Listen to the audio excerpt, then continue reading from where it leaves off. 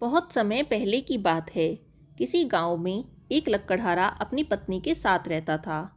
दोनों बहुत करीब थे। इसीलिए लकड़हारा रोज जंगल जाकर लकड़ी काटता और उन्हें बेचा करता था।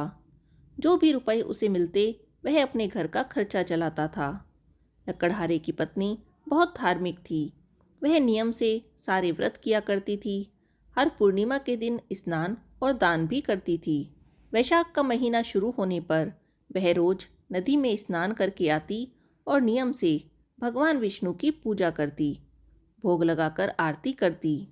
वह नियम से आंवले, केले और पीपल के पेड़ की पूजा भी किया करती थी।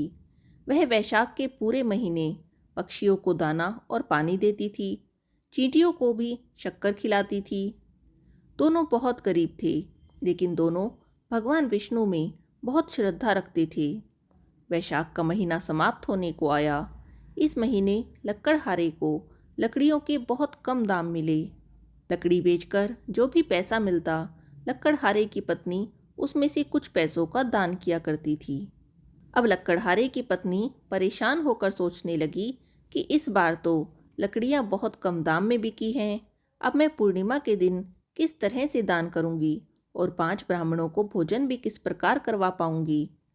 वैशाख पूर्णिमा से एक रात पहले भगवान विष्णु ने सपने में उसे दर्शन दिए और कहा कि पूर्णिमा की सुबह लकड़ी के गट्ठड़ में से एक लकड़ी निकालकर उसे खुद बेचने के लिए जाना।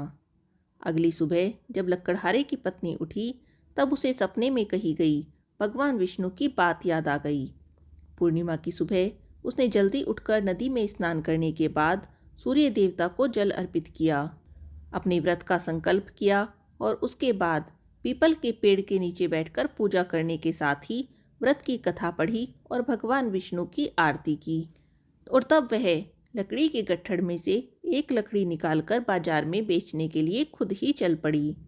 भगवान विष्णु के आशीर्वाद से और वैशाख महीने में की गई पूजा के प्रभाव से वह लकड़ी चंदन की लकड़ी में बदल गई थी। इस तरह बाजार में पहुंचने पर उसे चंदन की लकड़ी बेचने से इतने पैसे मिल गए कि वह भगवान विष्णु को चढ़ाने के लिए फल और साथ ही 5 ब्राह्मणों को भोजन कराने और दक्षिणा देने के लिए इंतजाम कर पाई। घर आकर उसने 5 ब्राह्मणों को अपने घर पर बुलाकर उन्हें भोजन कराया, उन्हें दक्षिणा दी। 5 ब्राह्मण उसे आशीर्वाद देकर विदा हो गए। उधर रोज की तरह वह लकड़हारा बाजार में लकड़ी बेचने पहुंचा। तब उसका पूरा गट्ठड़ चंदन की लकड़ी में बदल चुका था। यह सब भगवान विष्णु का ही आशीर्वाद था। बाजार में एक जमींदार ने उसे बहुत ऊंचे दाम देकर चंदन की लकड़ी का वह गट्ठड़ खरीद लिया और लकड़हारे को उस दिन चंदन की लकड़ियों के बदले बहुत सारे रुपए मिल गए। इस तरह लकड़हारे और उसकी पत्नी की गरीबी हमेशा के लिए ही दूर हो गई। उनके दुख के दिन हमेशा के लिए ही दूर हो गए। हे भगवान विष्णु, जिस तरह आपने लकड़हारे और उसकी पत्नी पर कृपा की, उसी तरह इस कथा को सुनने वाले, सुनाने वाले सभी भक्तों पर अपनी कृपा करना। जो कोई भी वैशाख पूर्णिमा का व्रत करे, वैशाख पूर्णिमा के दिन इस कथा को पढ़े, उसकी सभी समस्याओं को, उसके सभी दुखों को आप दूर कर देना। बोलिए भगवान विष्णु की जय, माता लक्ष्मी की जय।